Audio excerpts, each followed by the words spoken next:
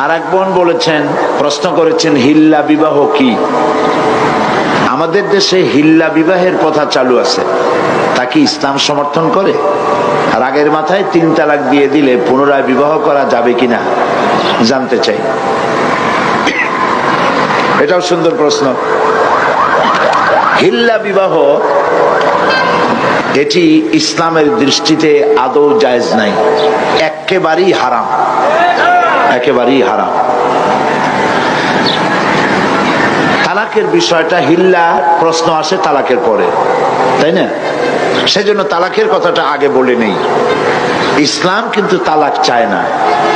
আল্লাহর কাছে সমস্ত বৈধ জিনিসের মধ্যে 2টি বৈধ অত্যন্ত জঘন্য, নিকৃষ্ট।